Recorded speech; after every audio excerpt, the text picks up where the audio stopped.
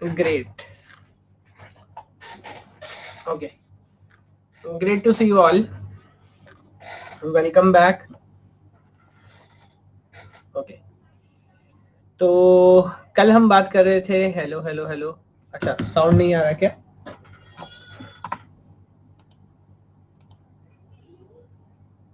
I think आना चाहिए। एक बार रिफ्रेश करो।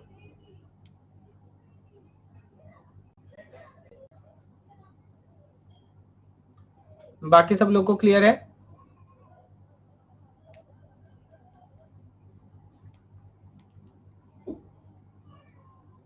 ओके। देखते हैं। वैसे आइदर एआई और ग्राफिक्स में से एक स्टार्ट करेंगे, डोंट वरी।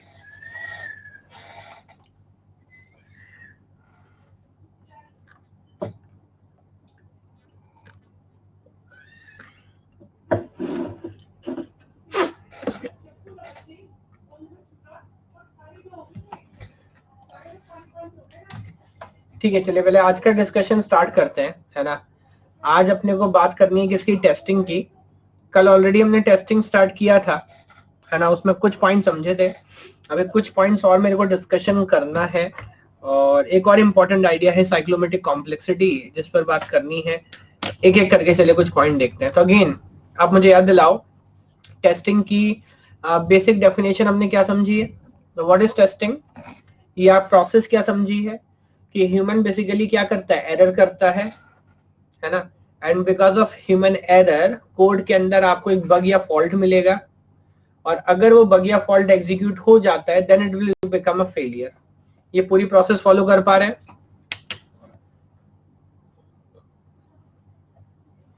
Yes, great. और सॉफ्टवेयर जो टेस्टिंग है वो क्या प्रोसेस है? जब बोलते हैं हम प्रोग्राम को एग्जीक्यूट कर रहे हैं, not to like kind of obtaining functionality, but like with the intention of finding errors, bugs, ये देखने के लिए कि कहाँ प्रॉब्लम है, कहाँ कुछ गड़बड़ है ना। उसके लिए हम टेस्टिंग कर रहे हैं। अब कल मैंने आपसे बात की थी कि क्या क्या एग्जैक्टली प्रॉपर्टीज या प्रिपरेशन होनी चाहिए टेस्टिंग की, है ना।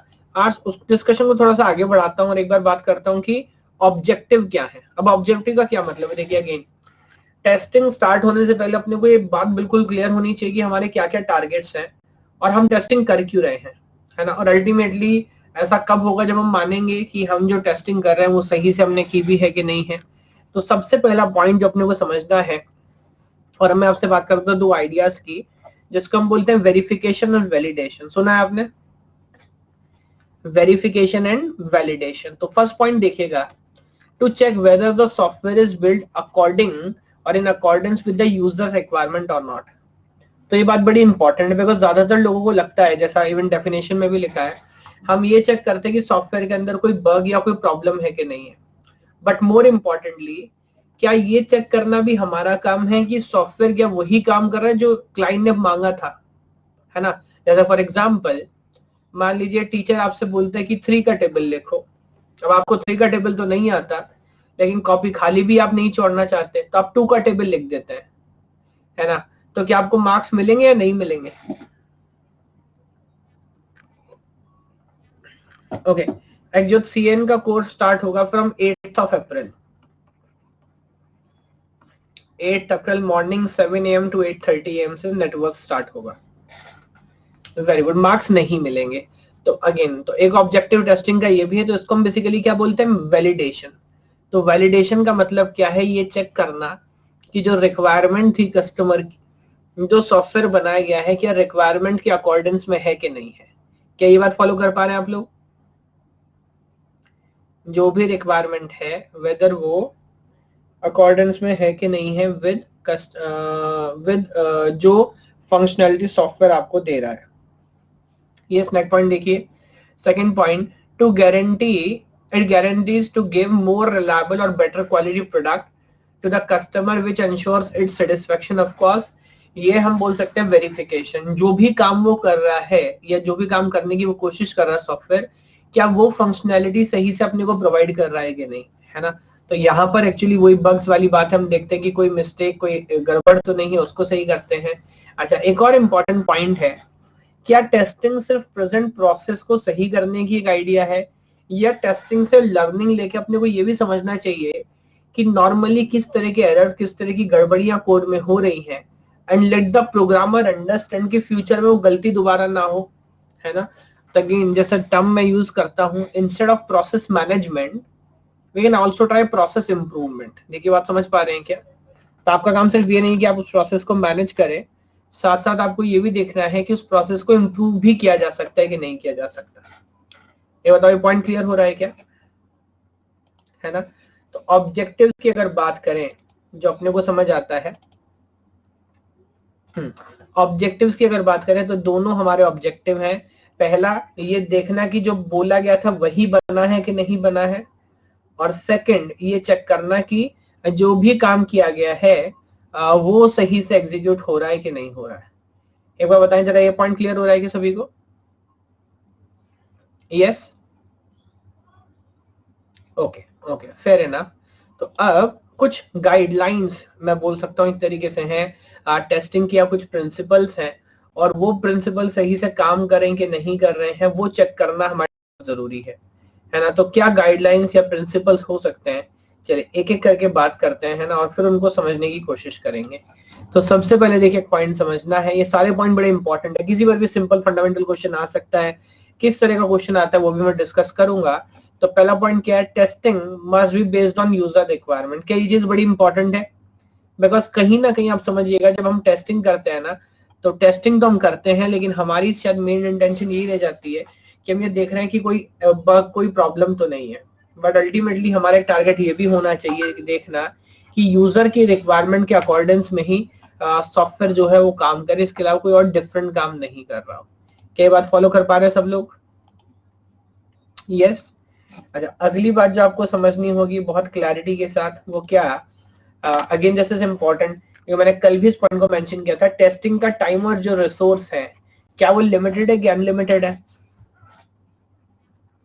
वो लिमिटेड है। तो अपने को ऐसा नहीं सोचना कि नहीं, हमको और करते जाना, लगातार आप करते रहोगे।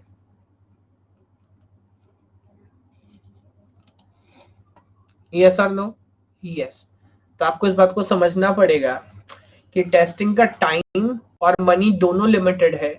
तो कैसे कम से कम टाइम में एफिशिएंट से एफिशिएंट कोड आप लिखो, टेस्ट प्लान्स लिखो कि प्रॉपर काम होता जाए। और ये क्लैरिटी पहले से ही होनी चाहिए, जो हमारा पॉइंट नंबर 3 है, it is impossible to check the entire input space. जरा बताओ, ये पॉइंट क्लियर है क्या? आप हर पॉसिबल टेस्ट कभी चेक नहीं कर सकते। तो अगेन आपको यही कोशिश करनी पड़ेगी कि कैसे कम से कम एफर्ट के अंदर ज्यादा से ज्यादा इंफॉर्मेशन या ज्यादा लॉजिक आप टेस्ट कर पा रहे हो। नेक्स्ट देखिए, testing must start after a proper test plan. ये चीज बड़ी इंपॉर्टेंट है। जैसे हर फेज के लिए शायद पहले से कहीं ना कहीं प्लानिंग करना जरूरी है, क्योंकि टेस्टिंग के लिए भी हम प्लान बनाते हैं, प्रॉपर टीम होना चाहिए, वेल डिफाइंड ड्यूटी होना चाहिए, है ना। एंड देन आप टेस्टिंग स्टार्ट करेंगे, या टेस्टिंग रैंडमली स्टार्ट की जा सकती है? Again very good. तो प्रॉपर प्लान आपके पास होना चाहिए, क्लैरिटी होनी चाहिए, क्या करना है, कैसे करना है, किस तरीके से करना है ना। तो जब सारे पॉइंट्स आपको क्लियर होंगे, तभी एक बेटर पॉसिबल टेस्टिंग हम कर पाएंगे। यस। अब अगला पॉइंट भी देखो, बड़ा मजेदार है। वो क्या बोल रहा है, the possibility of existence of more error in a module is directly proportional to the error already being found। ये बड़ी मजेदार बात है। कह रहा है कि इस बात की प्रोबेबिलिटी, है ना, the possibility of the existence of more error in a module is directly proportional to the error already being found. इसको एक बार समझा दो। देखो होता क्या है, मान लीजिए दो आपके पास कोड है ना, आपने दोनों को 50-50% टेस्ट किया। पहले के अंदर ऑलरेडी 5 एरर आए हैं, दूसरे के अंदर आ गए हैं 10। तो आप मुझे बताओगे अगले हाफ में क्या आइडिया आने की उम्मीद है, क्या प्रोबेबिलिटी है? क्या ये 5 और 10 ही रहेगा, या इस बार इधर 10 और इधर 5 होगा? कैसे बिहेव करेगा?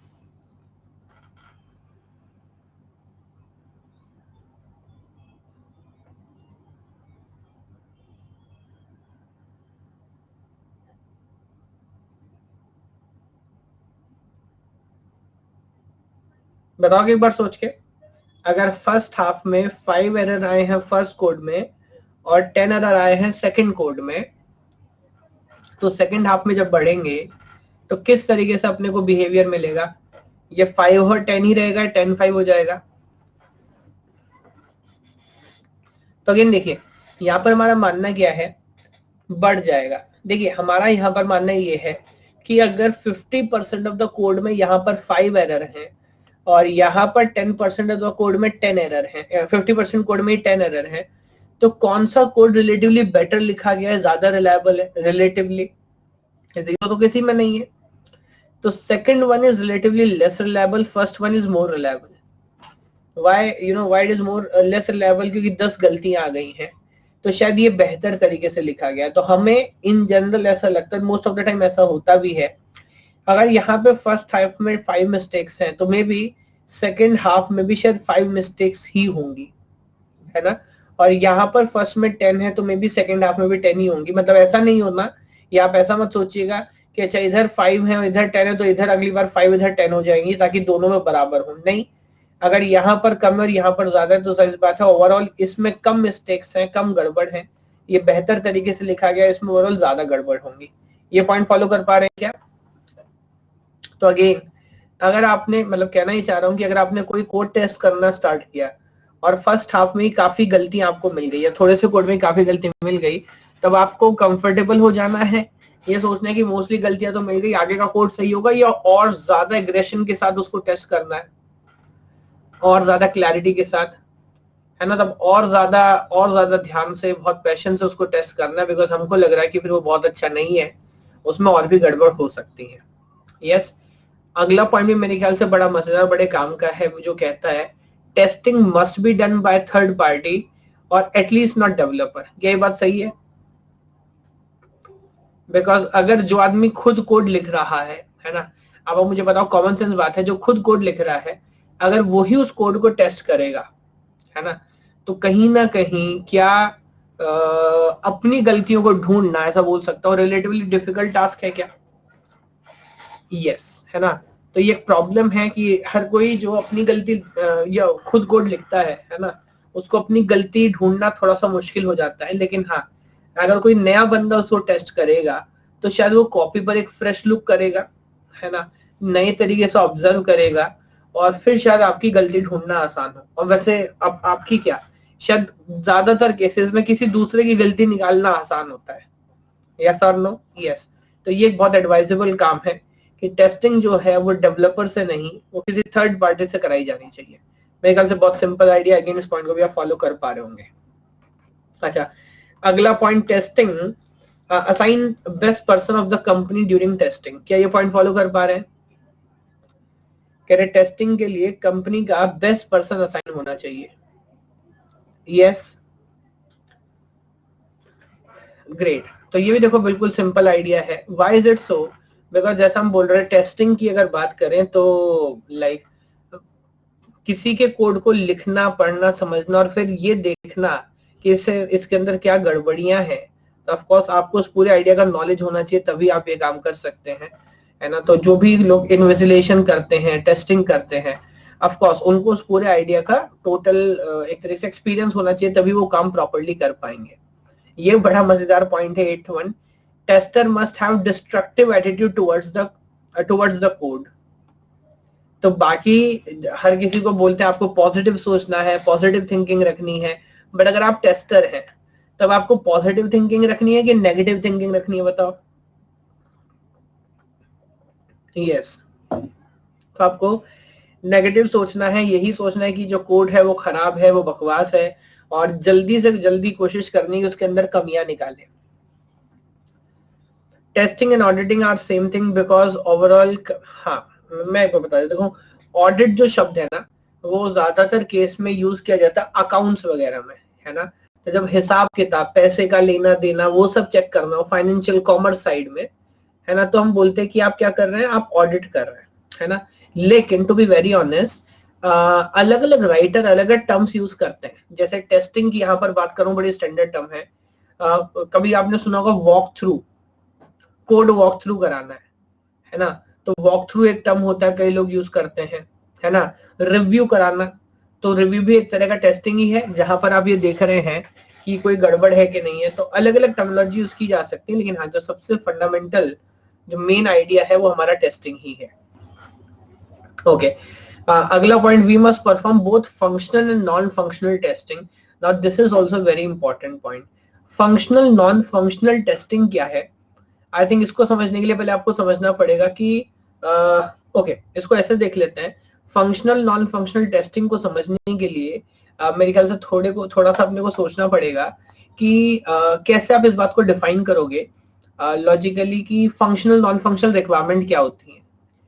तो कहने का मतलब ये है, फंक्शनल रिक्वायरमेंट दोस्तों, जो भी रिक्वायरमेंट एसआरएस के अंदर लिखी हुई है ना, वो सारी की सारी रिक्वायरमेंट कैसी होती है? Functional requirement. यानी कि अगर उनको आपने पूरा नहीं किया तो कस्टमर जो है वो आपको चैलेंज कर सकता है, बिकॉज वो प्रॉपरली डॉक्यूमेंटेड है। क्या ये बात समझ आ रही है सभी को? है ना। बट कुछ रिक्वायरमेंट्स आपकी नॉन फंक्शनल रिक्वायरमेंट भी हो सकती हैं, और नॉन फंक्शनल रिक्वायरमेंट ऐसा नहीं है कि वो वहां पर लिखी हुई है ना, लेकिन कस्टमर को उनसे फर्क पड़ता है। जैसे खासकर एक एग्जांपल आपको बताऊं तो परफॉर्मेंस हो सकता है, कंफर्ट हो सकता है, कन्वीनियंस हो सकता है ना। अब मान लीजिए आपको एक कार खरीदनी है या आपको एक बाइक खरीदनी है, तो आप जो भी लाइक मेरे ख्याल से जो भी प्रॉपर्टीज हैं, जो भी फीचर्स है, वो सब तो डॉक्यूमेंट में, पैम्पलेट में पढ़ ही लेते हैं, ब्रोशर आपको मिल जाएगा। बट फिर भी आप बोलते हो कि हम टेस्ट ड्राइव करने जा रहे हैं, है ना। तो आप मुझे बताओ, जब आप टेस्ट ड्राइव करने जाते हो तो आप फंक्शनल रिक्वायरमेंट चेक करते हो कि नॉन फंक्शनल? कि आप सच में जब बाइक की टेस्टिंग करने जाओगे तो आप ये देखोगे उसमें दो पहिए है कि नहीं है, तेल प्रॉपर आ रहा है कि नहीं आ रहा है, चल रही है कि नहीं चल रही, नहीं वो हम जानते हैं, कंपनी बोल रही है वो तो फॉलो कर रही होगी, है ना। बट कभी कभी ऐसा होता है कि जो भी लाइक स्पेसिफिकेशंस है वो सब है, बट फिर भी आप उसके साथ कंफर्टेबल फील नहीं कर रहे हो, है ना, या आपको उसको चलाने में मजा नहीं आ रहा है, to be very straightforward, तो that that can be termed as like non functional requirement. अब अगर हमने को कस्टमर को सेटिस्फाई करना है तो बताओ हमें क्या सिर्फ फंक्शनल रिक्वायरमेंट पर ही कॉन्सेंट्रेट करना है या नॉन फंक्शनल पर भी ध्यान देना है ना। तो दोनों पर। तो अगेन आई थिंक ये पॉइंट अभी क्लियर हो रहा है क्या ना, कि we must perform both functional as well as non functional testing. Fair enough. अभी लास्ट पॉइंट देखिएगा, we must give emphasize on automated test tools but final testing must be done by humans. ये बताएं क्या ये point follow कर पा रहे हैं क्या? तो आज के टाइम पे, जैसे मैं कल भी इस पॉइंट को डिस्कस कर रहा था, ऑलरेडी बहुत सारे सॉफ्टवेयर टूल्स हमारे पास हैं और काफी हद तक हमने टेस्टिंग को ऑटोमेट कर लिया है। और ये बात मैं सिर्फ सॉफ्टवेयर की नहीं कह रहा, ऐसे बहुत सारे एरियाज हैं जहां पर टेस्टिंग पर्पस के लिए, है ना, हम क्या यूज कर रहे हैं? मशीन्स यूज कर रहे हैं, रोबोट्स यूज कर रहे हैं। बट फिर भी फाइनल इंस्पेक्शन आप मुझे बताओ, क्या ह्यूमन से कराना जरूरी है? Yes, because no matter how hard you try, but कितने तरीके से आपने ऑब्जर्व किया हो, बट स्टिल हम मानते हैं कि कहीं ना कहीं कोई ऐसा चांस हो सकता है जो मिस हो गया हो, है ना। बट अगर ह्यूमन एक बार फाइनल चेक करता है तो मेरे ख्याल से बेटर तरीके से आप उस चीज को, प्रोसेस को कंप्लीट कर पाते हैं। यस, ये पॉइंट समझ आ रहा है कि सभी को? Fair enough. तो मेरे ख्याल से जो बेसिक आइडिया है टेस्टिंग का वो भी अपन समझ गए हैं। तो फाइनली मेरे को डिस्कस करना चाहिए कौन कौन से टाइप्स हैं। तो अलग अलग टाइप्स हो सकते हैं टेस्टिंग के, और अलग अलग एक तरीके से मेरे को बोलना चाहिए अलग अलग फ्रेमवर्क हैं जिनके बेस पे वो डिवीजन किए गए हैं। तो एक एक मैं डिस्कस करता हूँ, और आपको ये बड़े इंपॉर्टेंट है, आप हर किसी पे क्वेश्चन पूछे गए हैं नेट में, एग्जाम्स में।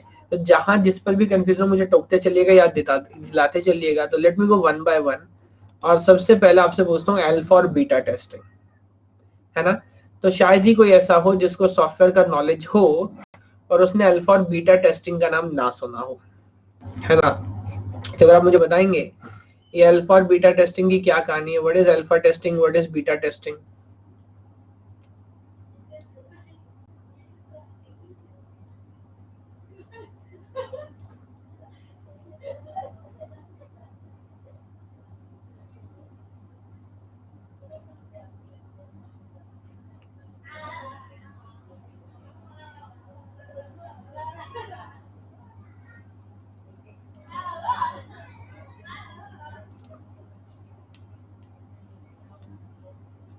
ओके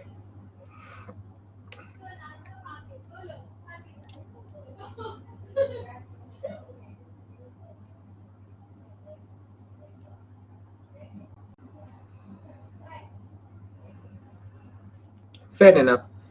तो काफी हद तक आई थिंक आप समझ पा रहे हैं। ठीक है, मैं एक एक करके डिस्कस करता हूँ। तो ये बात बिल्कुल सही है कि जैसे मैंने लिखा भी है एनी टाइप ऑफ टेस्टिंग, तो मैं ऐसा नहीं बोल रहा हूँ अल्फा को अपने आप में स्पेसिफिक टाइप है, आप उसके अंदर कुछ भी तरह का टेस्टिंग करो, बट अगर वो जो टेस्टिंग है वो डेवलपर साइड पे की जा रही है ना, और आप करने के लिए आर्टिफिशियल टेस्ट केसेस यूज कर रहे हो, तो उसको अपन क्या बोलते हैं, अल्फा टेस्टिंग। उसको क्या बोलते हैं, अल्फा टेस्टिंग। बट आगे लिखता हूँ any testing which is done at the customer side is called beta testing, usually performed by real time data. Let me quote an example. Software की बात नहीं करते, मान लीजिए कि एक कार हमारे पास है ना, as per requirement, as per specification, design, proper car हमने बना के डिजाइन कर ली। तो क्या हम उसको एक बार अपनी फैक्ट्री में चला के देखेंगे? और जो भी बड़ी बड़ी फैक्ट्रीज होती है उनके पास अपने रेसिंग ट्रैक्स होते हैं, है ना, तो देखेंगे कि अगर धूल है, मिट्टी है, बारिश है, सूखा है, हर तरह के ट्रेन में, स्लोप पे, है ना, अगर खराब रोड्स हैं उन पे, हर किसी एरिया में वो कार कैसा परफॉर्म कर रही है। बट लॉजिकली क्या उन आर्टिफिशियल सिचुएशंस में चेक करने के अलावा हमको रियल सिनेरियो में भी चेक कर लेना चाहिए, और इंडिया में तो खासकर, है ना, बिकॉज नो मैटर आप कैसे भी आर्टिफिशियल केसेस बना लो, जब वो सच में रोड्स पे आएगी तो उसका मतलब उसका रिजल्ट कुछ और ही निकलेगा, है ना। तो अब बीटा टेस्टिंग यहाँ पर क्या होगी, अगर हम कार को फैक्ट्री से बाहर लेके आ रहे हैं और मान लीजिए 2000-3000 किलोमीटर उसको चला के देख रहे हैं, हर तरह के टेरेन में, राजस्थान में चला रहे हैं, माउंटेन्स में चला रहे हैं, है ना, बारिश वाले इलाकों में चला रहे हैं, तो क्या सच में कुछ ना कुछ बेटर अंडरस्टैंडिंग आपको मिलेगी रियल टाइम पे? यस, है ना। और ज्यादातर कंपनी ऐसा कर रही होती है, ज्यादातर कंपनी ऐसा कर रही होती है। फॉर एग्जांपल जैसे सैमसंग है ना, अब मान लीजिए you are designing a new smartphone, तो एक्चुअली आपने कितना भी सोच लिया हो, बट अगर जब तक वो इसको daily day to day life में यूज नहीं करेगा तो आपको नहीं समझ आएगा कि कौन कौन से फीचर्स इंपॉर्टेंट है, कौन सा हम एक्चुअली यूज कर रहे हैं, कौन से नहीं कर रहे, है ना। तो क्या सैमसंग करता है, तो मैं आपको बता सकता हूँ सैमसंग क्या करता है, अपने कुछ एम्प्लॉयज को अपना नया फोन दे देता है जो अभी मार्केट के अंदर नहीं आया, अपने कुछ एम्प्लॉयज को देता है यूज करने के लिए, है ना। और जब आप उसको यूज करते हैं लाइक 5 दिन, 10 दिन, 1 महीना, देन आप फॉलो कर पाते कि ओके इसके अंदर ये प्रॉब्लम है, इस चीज को और सुधारा जा सकता था। They give their valuable feedbacks. तो अगेन मैं ऐसा बोल रहा हूँ दोबारा, जब आप थ्योरेटिकली अपने साइड पे आर्टिफिशियल डेटा के साथ काम कर रहे हैं तो उसको हम क्या बोल रहे हैं, अल्फा टेस्टिंग। और जब आप कस्टमर को दे रहे हैं, कस्टमर साइड पे टेस्ट कर रहे हैं या रियल टाइम सिनेरियो में चेक कर रहे हो, उसको बोलते हैं बीटा टेस्टिंग। क्या बात सबको समझ आती है? तो इवन अगर आपने देखा हो तो लाइक जैसे बहुत सारे एप्स हैं, लाइक फेसबुक है, व्हाट्सएप है, आपने सुना होगा बहुत सारी एप्लीकेशन जिसको हम बोलते हैं बीटा वर्जन अभी आया है, अभी बीटा वर्जन आया, ये फंक्शनलिटी बीटा के अंदर है। तो अब मान लीजिए व्हाट्सएप एक ऐसा प्रोडक्ट है जो दुनिया में मान लीजिए 200-300 करोड़ लोग यूज कर रहे हैं। तो अगर कोई भी आप नया फीचर लाइक प्रपोज करते तो एक साथ नहीं करेंगे, बिकॉज अपने को नहीं पता लगेगा लोगों को समझ आ रहा है, पसंद आ रहा है कि नहीं आ रहा। तो अगेन बीटा वर्जन में हम क्या करते हैं, कुछ सिलेक्टेड लोगों को देते हैं, बोलते हैं आप यूज करके देखो, और फिर उनका जो रेस्पॉन्स होता है उस बेस पे डिसाइड करते हैं कि ओवरऑल इस आइडिया को हमको रिलीज करना चाहिए, यूज करना चाहिए कि नहीं करना चाहिए। एक बार देखिए, फॉलो कर पा रहे हैं किस पॉइंट को? Yes, very good. तो आप मुझे बताएं अल्फा और बीटा, ये जो दो फंडामेंटल आइडिया है, इसमें कोई कंफ्यूजन है क्या किसी को? अल्फा बीटा वाला पॉइंट सबको समझ आ रहा है? ओके ओके, तो एक सिंपल सा क्वेश्चन पूछ लेता हूं, ट्राई करो। दिसंबर 2013 नेट में क्वेश्चन पूछा था, testing of a software with actual and with actual data and an actual environment is called. Very good, very good. So still answer is B, है ना।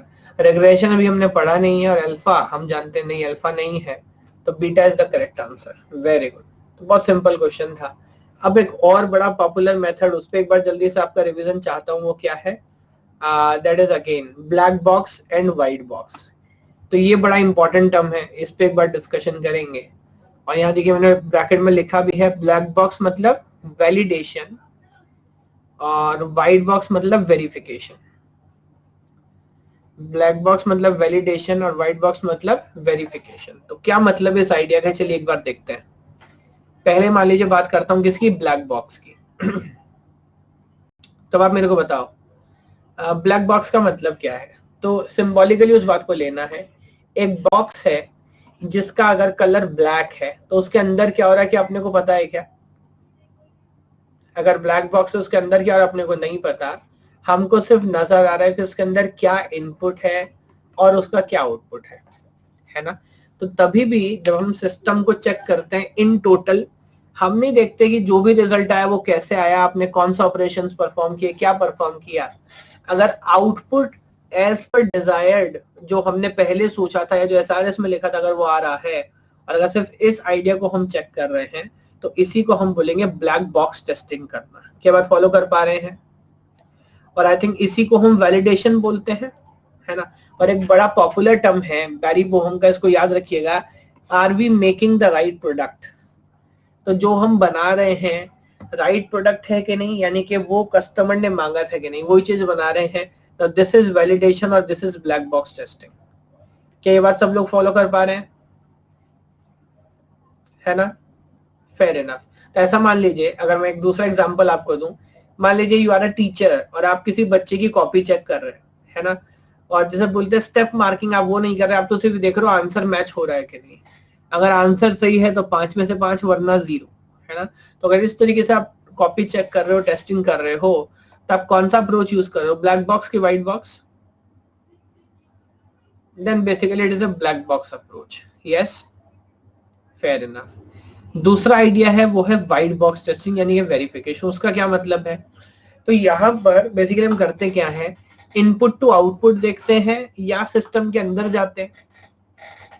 तो यहाँ पर हम एक्चुअली सिस्टम के अंदर जाने वाले हैं, एक एक फंक्शनैलिटी चेक करते हैं, एक एक आइडिया चेक करते हैं, देखते हैं जो भी रिजल्ट अचीव हो रहा है उसको अचीव करने के लिए कौन कौन से फंक्शंस आप यूज कर रहे हो और किस तरीके से प्रोसीजर को यूज करके उस रिजल्ट को अचीव कर रहे हो।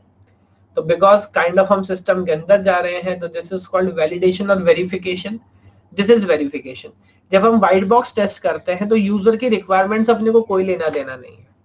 उस समय हम सिर्फ ये देख रहे हैं कि इंटरनली उस मॉड्यूल के अंदर सॉफ्टवेयर जो फंक्शंस परफॉर्म कर रहा है वो एज पर रिक्वायरमेंट है कि नहीं है। यस, तो बताएं ये ब्लैक बॉक्स और व्हाइट बॉक्स वाली बात समझ आ रही है क्या सभी को?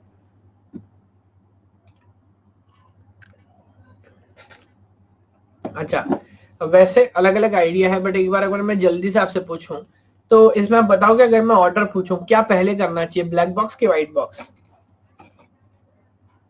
ये तो नहीं पूछूंगा कि कौन ज्यादा इंपॉर्टेंट है, क्योंकि यार दोनों ही इंपॉर्टेंट है, बट क्या पहले करना चाहिए? वेरी गुड, ब्लैक बॉक्स पहले करना चाहिए, है ना।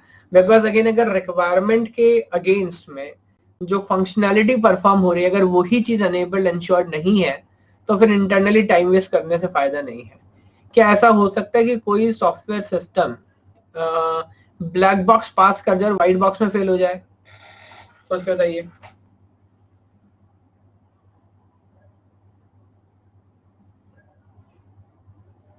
ब्लैक बॉक्स पास हो जाए और व्हाइट बॉक्स में फेल हो जाए?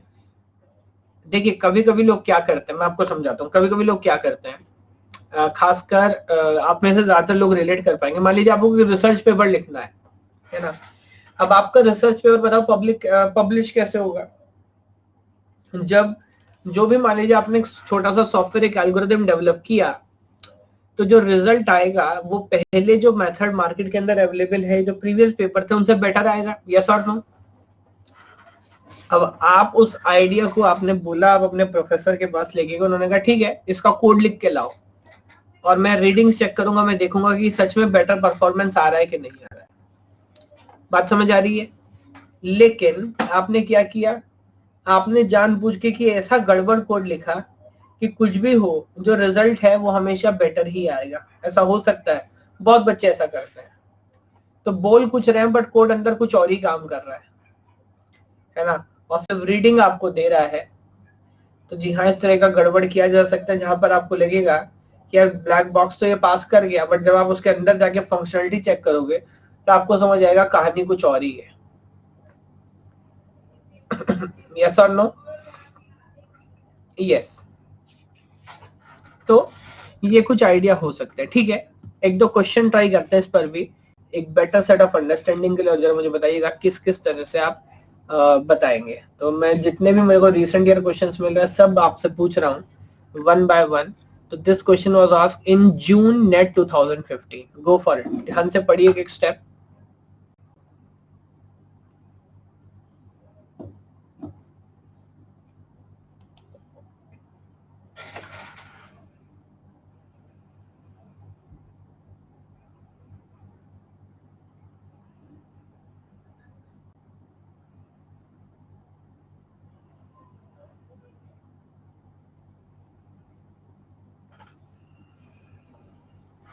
Very good. तो ज्यादातर लोग समझ रहे हैं आंसर इज व्हाट। वैलिडेशन पूछा गया है, in which testing strategy requirements established during requirement analysis are validated against developed software। तो कस्टमर ने जो रिक्वायरमेंट पहले बोली थी और सॉफ्टवेयर जो डेवलप हुआ है एक्चुअली क्या वो आपस में रिलेटेड है कि नहीं है। और बिल्कुल अगर आप ये चीज चेक कर रहे हैं तो हम कौन से फेज में हैं, वी आर अंडर वैलिडेशन।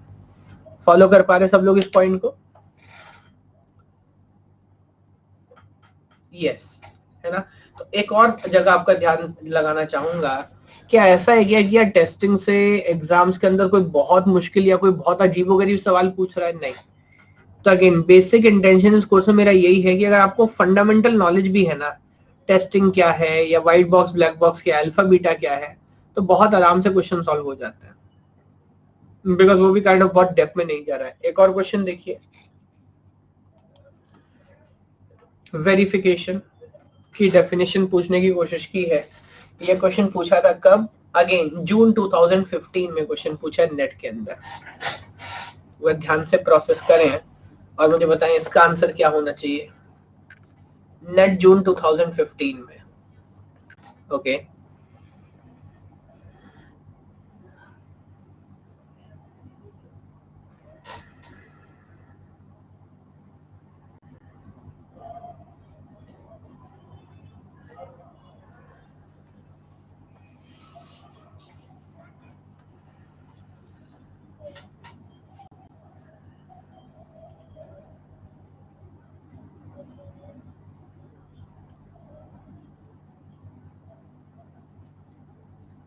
एक बार देखिए बाकी लोग भी फॉलो कर पा रहे हैं ना?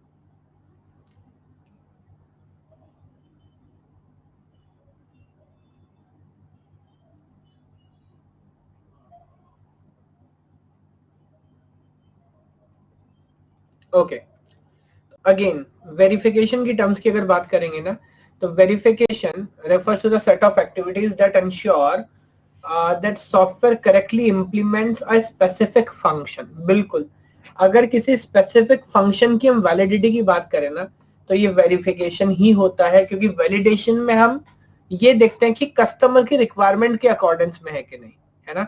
लेकिन यहाँ पर बिल्कुल हम यही देखेंगे कि स्पेसिफिक फंक्शन सही से चल रहा है कि नहीं, तो मेक सेंस। उसका सेकंड क्या है, gives answer to the question are we building the product right, है ना। तो दो डेफिनेशन याद रखिएगा, are we building the right product is validation, are we building the product right is verification. तो आई थिंक बिल्कुल दोनों यहाँ पर काम कर रहे हैं। तो यस, बी और last option 4 is the correct answer. Follow कर पा रहे हैं? तो अगेन देखिए बिल्कुल स्ट्रेट फॉरवर्ड क्वेश्चन था। एक और क्वेश्चन मेरे को मिला है और ज्यादा रिसेंट है, is there anything like grey box testing.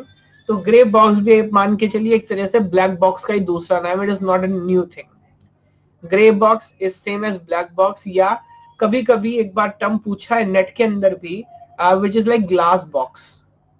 तो ग्लास मतलब जिसके आर पार नजर आ सके, जो ट्रांसपेरेंट हो, है ना। तो sometimes you can also use glass box instead of white box. तो अलग अलग राइटर कभी कभी अलग अलग टेक्नोलॉजी यूज कर लेते हैं, है ना। तो डोंट वरी। एक और क्वेश्चन देखिए, मोर रिसेंट, ये पूछा था नवंबर नेट 2017 में। एक एक करके स्टेटमेंट पढ़िएगा, 3 स्टेटमेंट है, आपको बताना है कौन कौन ट्रू है कौन कौन फॉल्स है। चलिए पोल स्टार्ट कर देता हूं, फेयर एनफ। एक एक स्टेटमेंट तसल्ली से पढ़िए फिर बताइए।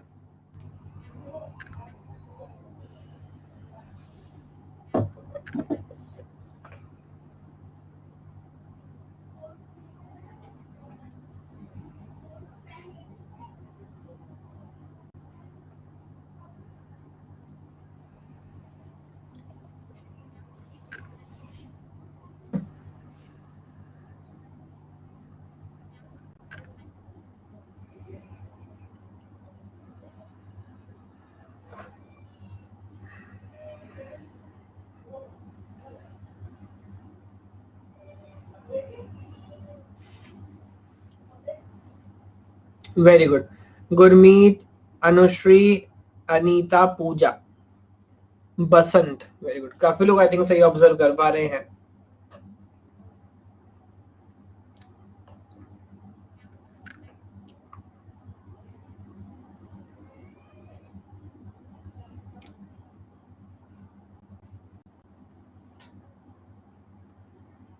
और अभी तक लगभग सभी लोगों ने बिल्कुल सही आंसर किया है, वेरी गुड वेरी गुड।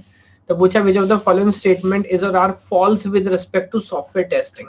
तो अगेन ध्यान रखना है, ट्रू पूछा है कि फॉल्स पूछा है, फॉल्स पूछा है। तो let me go one by one. पहला स्टेटमेंट है white box are based on specification, that is better at telling whether program meets specification, better for finding error of omission। तो आप मुझे बताएं अगर स्पेसिफिकेशन की रिक्वायरमेंट की बात करें तो फिर इसका नाम ब्लैक बॉक्स होना चाहिए कि व्हाइट बॉक्स होना चाहिए, व्हाइट बॉक्स होना चाहिए कि ब्लैक बॉक्स होना चाहिए था, है ना। तो आई थिंक आप ये पॉइंट समझ पा रहे होंगे, है ना। तो स्टेटमेंट S1 गलत है बिकॉज लिखा शायद कुछ ही और है और डेफिनेशन किसी और की लिख दी है। सेकंड पढ़ लेता हूँ S2। Black box test are based on code, better for finding crashes, bound out of bound error, file not close error. I think अभी उल्टा है, बिकॉज जब आप स्पेसिफिकेशन ऑफ कोड पे चले जाते हो, इंटरनल मैकेनिज्म चेक कर रहे हो, तो शायद कहीं ना कहीं आप व्हाइट बॉक्स टेस्टिंग कर रहे हो। तो अगेन क्या गड़बड़ किया है जानबूझ के कंफ्यूज करने के लिए, डेफिनेशन मोरलेस रिलेटेड है बट उनको स्वैप कर दिया है ना। व्हाइट बॉक्स की जगह ब्लैक बॉक्स की डेफिनेशन और ब्लैक बॉक्स की जगह व्हाइट बॉक्स की। अब थर्ड पॉइंट पढ़ लेता हूँ। Alpha testing is conducted the developer side by the team of highly skilled tester for software that is developed as a product to be used by many customers। तो I think बिल्कुल valid point है ना, because alpha testing तो हम हमेशा customer side पे ही, sorry developer side पे ही करते हैं। तो अगेन कौन सा आंसर वैलिड होना चाहिए, of course the first one, because S1 और S2 फॉल्स है, S3 जो है वो हमारा ट्रू है, तो उसको यहाँ पर कंसीडर नहीं करते, है ना। आप देखिए टेस्टिंग जैसा टॉपिक जहाँ बहुत अच्छे टाइप्स हैं और एक मैचिंग क्वेश्चन ना हो तो मजा नहीं आएगा, एक मैचिंग क्वेश्चन भी सॉल्व करते हैं। तो again this question was asked in January 2017 net.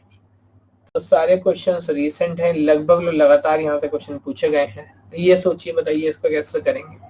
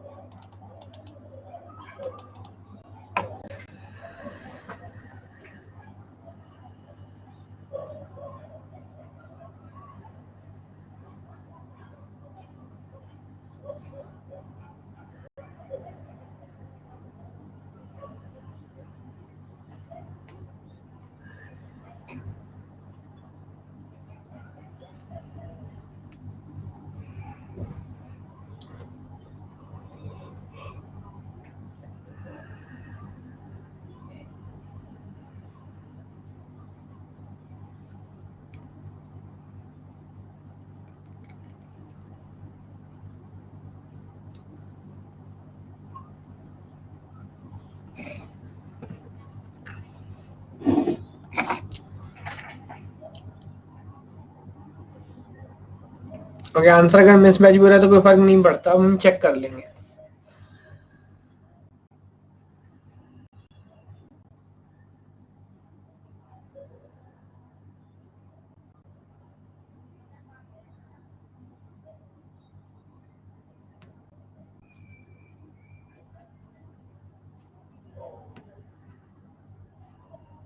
Follow कर पा रहे हैं क्या?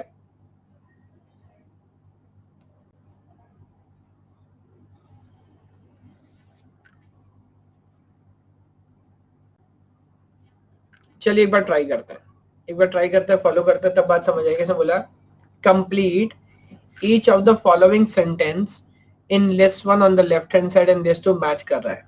पहला है determine whether you have build the right system, और सेकंड है determine whether you build the system right. तो अगेन राइट सिस्टम मेरे ख्याल से इट इज वैलिडेशन, तो फर्स्ट वाला डी से मैच होगा। And when you say whether system right, तो दिस इज वेरिफिकेशन। क्या ये पॉइंट फॉलो कर पा रहे? तो बहुत सिंपल है।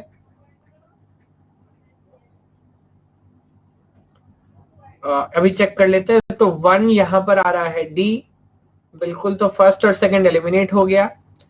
और 2 यहां पर आ रहा है बी, तो ये दोनों तो भी मैच हो रहा है। आगे देख लेते हैं। Dash is a process of demonstrating the existence of defects or providing confidence that they do not appear to be present, testing or debugging, of course testing. तो yes, 4 और D is the correct answer। हाँ कोई बात नहीं, पोल में भी गड़बड़ रहा होगा, बट आई थिंक अगर देखो आपको प्रोसेस और समझ आ रहा है तो प्रॉपर कॉन्फिडेंस के साथ आप इसे सॉल्व कर पा रहे हो। यस। और लास्ट था dash is a process of discovering the cause of defect and fixing it. तो अल्टीमेटली जो कोडर का काम होगा उस प्रॉब्लम को समझना, उसको करेक्ट करना, है ना। तो this is called as debugging.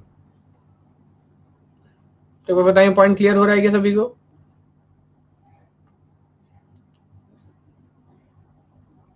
Yes, fair है ना। एक और टर्म आपसे पूछूंगा, एक बार देखिए इसको आप रिलेट कर पाओगे क्या? Basic path testing fall under, basic path testing एक टर्म यूज कर रहा है, बेसिक पाथ टेस्टिंग पूछ रहा है किसके अंडर में टर्म आएगी?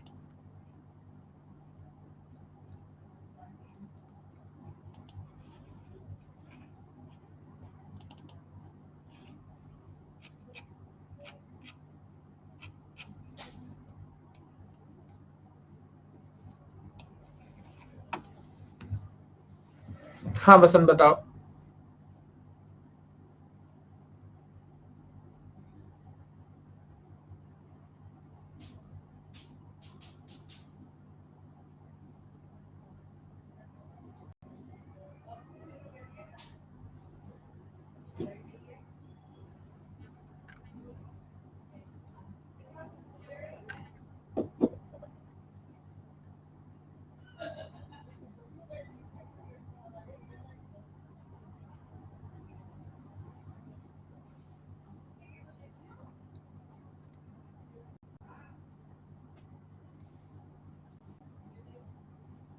फॉलो कर पा रहे हैं?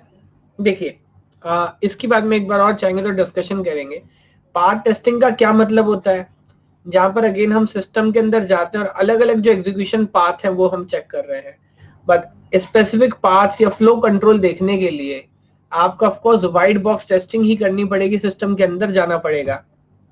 ओवरऑल देखेंगे या ब्लैक बॉक्स तरीके देखेंगे तो ऑफकोर्स इंटरनल पाथ आप टेस्ट नहीं कर पाएंगे। जरा बताएं पॉइंट फॉलो कर पा रहे हैं क्या? यस। तो फॉर दैट आपको व्हाइट बॉक्स ही करना पड़ेगा। Fair enough. तो मेरे ख्याल से जितने टर्म्स थे और इस बेस पे जितने क्वेश्चन हो सकते थे मैंने आपको कराए हैं। एक और देखिए, वैलिडेशन मींस डायरेक्ट डेफिनेशन पूछी थी जून 2012 के अंदर।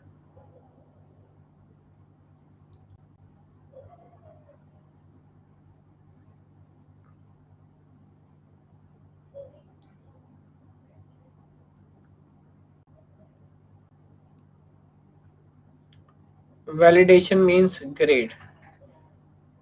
आई थिंक आप लोग आंसर कर पा रहे हैं। तो we are building the product right और we are building the right product. तो validation means whether we are building the right product. Yes और no?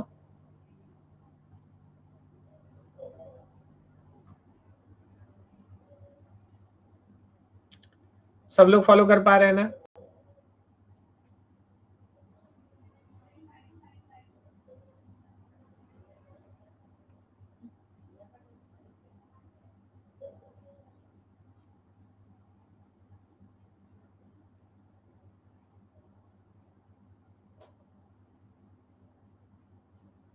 Very good, very good.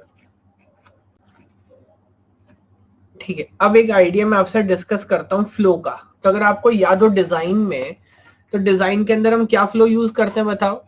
सबसे पहले हमने कौन सा डिजाइन किया था, इंटरफेस डिजाइन। उसके बाद अगले स्टेप में हम क्या करते हैं, कोई बात नहीं, सबसे पहले इंटरफेस डिजाइन करते हैं। अगले स्टेप में क्या करते थे, आर्किटेक्चरल डिजाइन। और लास्ट स्टेप में हम क्या करते हैं, डिटेल्ड डिजाइन। यस और नो? यस। अब जब टेस्टिंग करेंगे तो आप मुझे बताओ, टेस्टिंग भी उसी सीक्वेंस में करेंगे या रिवर्स होगा? तो टेस्टिंग केस में रिवर्स चलेगा। पहले हम क्या कर रहे होंगे, टेस्टिंग केस में रिवर्स होगा। तो पहले हम क्या कर रहे होंगे, पहले यूनिट टेस्टिंग करेंगे, उसके बाद इंटीग्रेशन टेस्टिंग करेंगे, और सबसे बाद में बेसिकली सिस्टम टेस्ट करेंगे। एक एक करके चलिए इस पॉइंट को समझते हैं। तो सबसे पहले बात करता हूं यूनिट टेस्टिंग की। तो यूनिट टेस्टिंग का क्या आइडिया है, क्या कंसेप्ट है? At the first level of testing, it is concerned for testing only a specific module.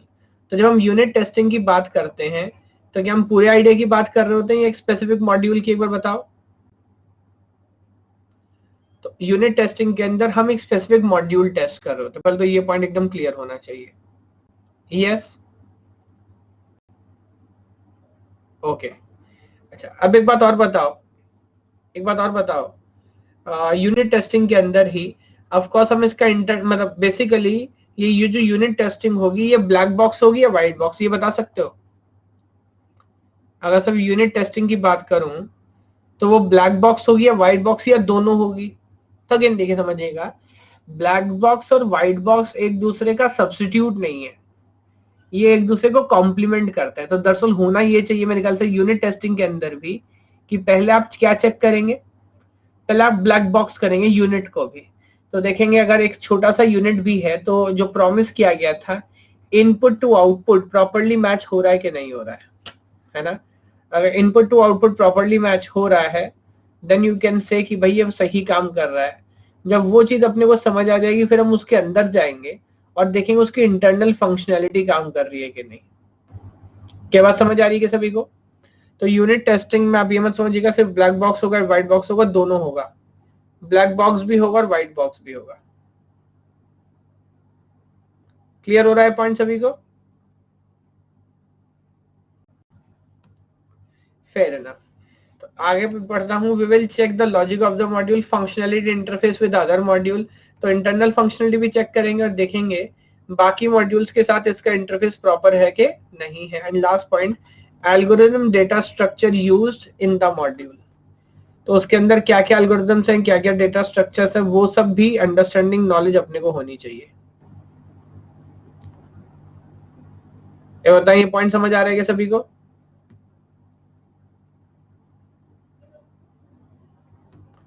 Yes, fair enough, great. तो अब एक बार जल्दी से इस बात को पूछता हूं, जब हम इंडिपेंडेंट यूनिट्स चेक कर चुके हैं, है ना, तो बहुत सारे आइडिया हो सकते हैं। मतलब मान लीजिए 4 यूनिट्स हैं, हम इंडिविजुअली सबको टेस्ट कर चुके हैं। अब अपने को क्या देखना है कि ये सारे यूनिट्स मिला के प्रॉपरली आपस में सही काम कर रहे होंगे कि नहीं, यस और नो, वो भी अपने को टेस्ट करना है।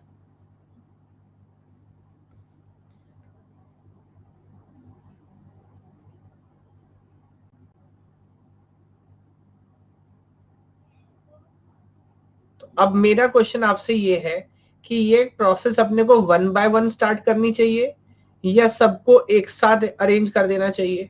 मतलब एक तरीका तो ये हो सकता है मैं पहले एक मॉड्यूल टेस्ट करूं, फिर उसके साथ एक और लगाऊं, फिर उसके साथ एक और लगाऊं, और ऐसा करते करते धीरे धीरे नंबर ऑफ मॉड्यूल्स इंक्रीज करूं और उसको मैं सिस्टम में कन्वर्ट करूं।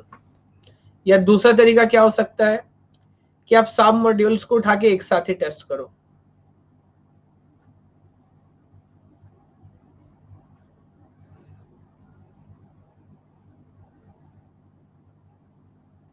1 बाय 1। देखिए, तो दोनों आइडिया पॉपुलर हैं, दोनों आइडिया पॉपुलर, मैं एक एक करके आपको बात समझाता हूं। लुक एट दिस, एक आइडिया होता है इंक्रीमेंटल, एक होता है नॉन इंक्रीमेंटल। या बिग बैंग ऑब्लिक इंटीग्रेशन में एक एक करके इसकी बात करता हूं। देखो इंक्रीमेंटल अप्रोच क्या कहता है कि आपको स्टेप बाय स्टेप आगे बढ़ना है। पहले एक मॉड्यूल टेस्ट करिए, फिर एक और एक दो मॉड्यूल एक साथ टेस्ट करें, फिर एक और मॉड्यूल इंक्रीज करें, और इस तरह कब तक आगे बढ़ना है जब तक टोटल सिस्टम टेस्ट नहीं हो जाए। ये बात समझ आ रही है क्या? तो अगर ऐसा हम करते हैं तो उसका मतलब लॉजिकली क्या हुआ बताओ, कि हम इंक्रीमेंटल कर रहे हैं, है ना। We are adding it one by one. दूसरा आइडिया सोचिए जिसको बोलते हैं नॉन इंक्रीमेंटल, या नॉन इंक्रीमेंटल को ही हम बिग बैंग अप्रोच भी बोलते हैं, आगे बात करूंगा, जहां पर हम सारे मॉड्यूल्स एक साथ रखते और एक ही बार में करेंगे। ऑफ कोर्स मैं इसकी बात करूंगा। देखिए आइडिया क्या है, अगर सिस्टम सिंपल है, नंबर ऑफ मॉड्यूल्स कम है और उनके बीच में कोई खास कपलिंग नहीं है, कोई बहुत डिपेंडेंसी नहीं है, तो क्या एक साथ सबको अरेंज किया जा सकता है? नॉन इंक्रीमेंटल अप्रोच भी फॉलो किया जा सकता है, यस, है ना। लेकिन अगेन अगर सिस्टम थोड़ा सा कॉम्प्लेक्स है और काफी सारी इंफॉर्मेशन, काफी सारा आइडिया है, और एक बार आप सबको एक साथ अरेंज करने की कोशिश करेंगे तो मेरे ख्याल से तभी अप्रोच नहीं कर पाएंगे, है ना। उस केस में आपको इंक्रीमेंटल या इंटीग्रेशन टेस्टिंग, जहां वन बाय वन हम अरेंज करते हैं, उसके ऊपर जाना पड़ेगा। क्या बात समझ आ रही है सभी को?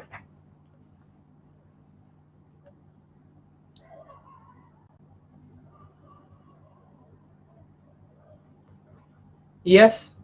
अच्छा, एक चीज अब मेरे को आपको और समझानी है। अगर डिजाइन अप्रोच की बात करूं तो टेस्टिंग के भी दो आइडिया होते हैं। एक आइडिया होता है टॉप टू डाउन, एक होता है बॉटम टू टॉप। सुना है आपने? जैसे डिजाइनिंग भी top down designing, bottom up designing हो सकती है, ठीक है, उसी तरह टेस्टिंग भी हमारी जो है वो दो तरह की हो सकती है। कौन कौन सी? Top down testing and bottom up testing.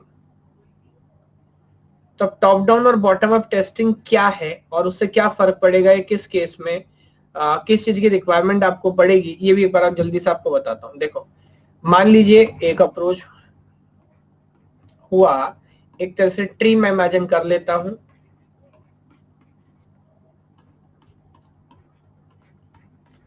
और आपसे एक बात पूछता हूं, अगर टॉप डाउन टेस्टिंग करेंगे, for example top down testing करेंगे, इनकी नंबरिंग कर लेता हूं 1 2 3 4 5 6 और 7, और लेट मी सी ये जो एजेस है ना बता रहे हैं कि कौन किसको कॉल कर रहा है। तो यहाँ पे मॉड्यूल 1 किसको कॉल कर रहा है?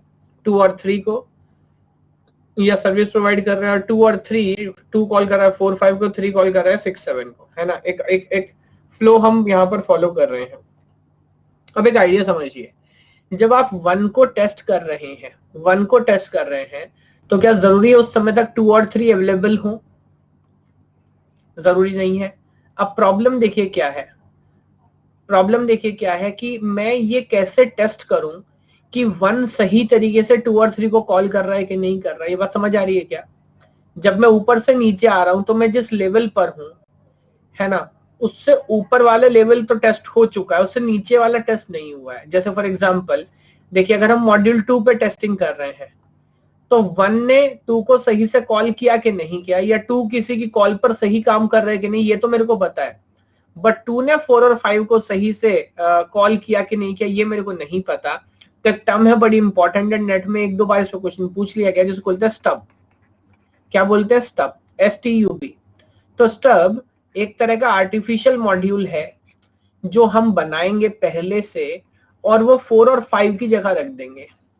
और वो मॉड्यूल क्या चेक करने में हमारी मदद करेगा कि 2 जो है वो प्रॉपर कॉलिंग कर रहा है 4 और 5 के लिए कि नहीं कर रहा। उसके लिए 4 और 5 का एक्चुअली वहां पर प्रेजेंट होना जरूरी नहीं है। जरा एक बार बताइए, पॉइंट फॉलो कर पा रहे हैं क्या?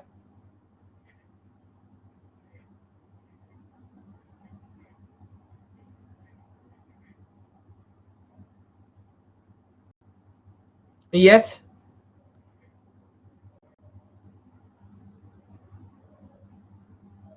तो बहुत सिंपल, बहुत मजेदार आइडिया है।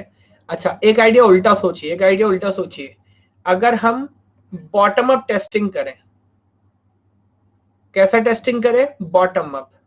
तो आप मुझे बताओ, जब हम 2 को टेस्ट करेंगे तो वहां प्रॉब्लम क्या होगा? बॉटम अप के केस में प्रॉब्लम ये होगा कि जब 2 टेस्ट होगा तो 3 और 4 तो होगा बट 1 नहीं होगा। अब ये कैसे पता लगाएं कि प्रॉपर कॉलिंग हुआ कि नहीं हुआ? उस केस में अपने को चाहिए ड्राइवर, तो वहां पर हम एक टर्म यूज करते हैं ड्राइवर। तो ड्राइवर भी एक वो आर्टिफिशियल मॉड्यूल है जो मॉड्यूल अपने को चेक करने में मदद करेगा कि वेदर अगर कोई प्रॉपर कॉल करता है तो सही से बिहेव होता है कि नहीं होता। तो ध्यान रखिए इस बात को, बॉटम अप अप्रोच अगर हम यूज करते हैं तो अपने को किसका जरूरत पड़ता है बॉटम अप में? ड्राइवर का, बिकॉज आपसे ऊपर वाला भी अवेलेबल नहीं है। यस। और टॉप डाउन के अंदर हम क्या यूज करते हैं? स्टब। मैं नहीं बोल रहा हूँ कि इन पर कोई बहुत इन डेप्थ क्वेश्चन आपसे पूछ लेगा, लेकिन कभी कभी इस तरह के फंडामेंटल पॉइंट्स पूछ लिए जाते हैं, तो उस पर अपने को क्लैरिटी होनी चाहिए कि लाइक बॉटम अप क्या है या टॉप डाउन क्या है या ड्राइवर्स क्या होता है और स्टब्स क्या होता है। ये बताइए, पॉइंट क्लियर हो रहा है क्या सभी को? Yes, fair enough, fair enough. तो इस पे और क्वेश्चन ट्राई कराऊंगा, पहले एक बार टॉपिक मैं थोड़ा सा कंप्लीट कर दूं। तो जब आप अल्टीमेटली मॉड्यूल्स चेक कर चुके होते हैं और अलग अलग अप्रोच, जैसे मैंने बोला इंटीग्रेशन हो सकता है, इंक्रीमेंटल, नॉन इंक्रीमेंटल, या इंटीग्रेशन या बिग बैंग, वो सब अप्रोच यूज करके आपने सिस्टम तक धीरे धीरे पहुंच रहे हैं। तो जो लास्ट स्टेप हमारा होगा वो क्या होगा? System testing. तो सिस्टम टेस्टिंग में अल्टीमेटली बताओ हम क्या काम कर रहे होंगे? तो यहां पर हम यही ध्यान रखेंगे कि अब ओवरऑल सारे मॉड्यूल्स हमने इंडिविजुअली चेक किए और धीरे धीरे उनका आपस के अंदर रिलेशन चेक किया। तो सिस्टम टेस्टिंग में भी try to see whether overall ये सारे मॉड्यूल्स आपस में सही से काम कर रहे हैं कि नहीं कर रहे हैं। यस। हाँ ऐसा बताओ क्या डाउट है? ओवरऑल ये सारे सिस्टम एक दूसरे के साथ प्रॉपर फंक्शनैलिटी में काम कर रहे हैं कि नहीं कर रहे हैं? तो that is term as system testing. तो again it involves both black box as well as white box.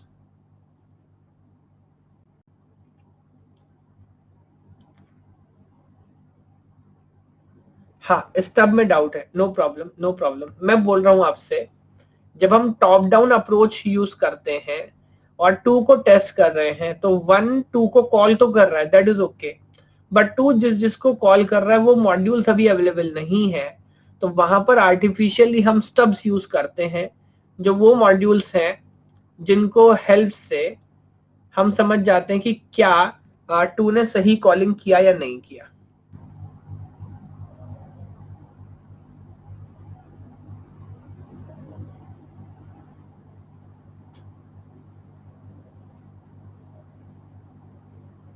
बात समझ आ रही है क्या? तो मैं हमें दोबारा बोल रहा हूँ, देखिए मैंने रिलेट भी किया, टॉप डाउन पे क्या चाहिए? स्टब चाहिए, और बॉटम टू टॉप पे क्या चाहिए? ड्राइवर चाहिए। टॉप डाउन पे स्टब और बॉटम टू टॉप पे ड्राइवर।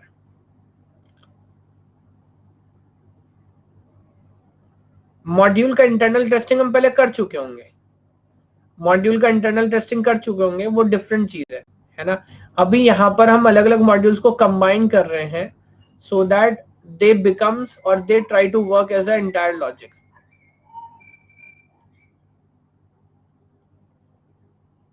देखिए 4 की टेस्टिंग उस समय तक हुई हो नहीं हो जरूरी नहीं है ना, बिकॉज जब हम अप्रोच यूज कर रहे होते हैं तो 1 बाय 1 हम टेस्टिंग भी कर रहे होते हैं और साथ साथ मॉड्यूल्स को आपस में रिलेट भी कर रहे होते हैं।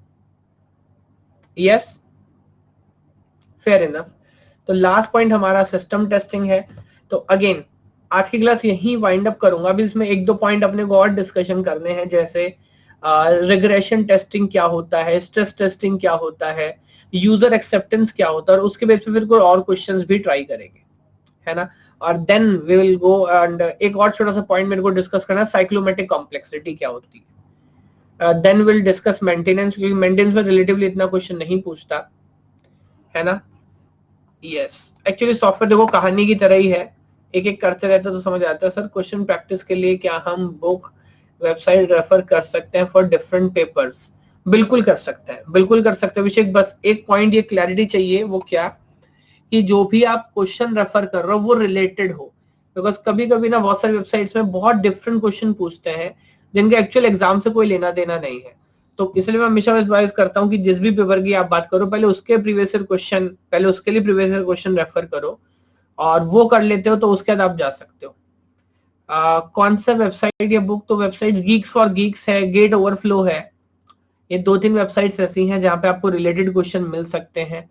उसके अलावा बुक्स की बात करें तो बहुत सारे आप पब्लिशिंग है, मेड इजी है, एस है, गेट फोरम है ना, जिनके आपको अरिहंत है, जिनके आपको कुछ प्रैक्टिस क्वेश्चंस की अलग अलग बुकलेट्स मिल सकती हैं, तो आप अमेजोन पे या किसी बुक स्टोर पे जाके चेकआउट कर सकते हो, है ना। फिर भी अगर नहीं मिले तो मुझे बताइएगा, मैं एक बार सर्च करके लिंक आप लोग को प्रोवाइड करा दूंगा। यस, चलिए थैंक यू सो मच। तो इस क्लास को यहीं वाइंड अप करते हैं और दोबारा कंटिन्यू करेंगे 7 o'clock मॉर्निंग में। Okay bye.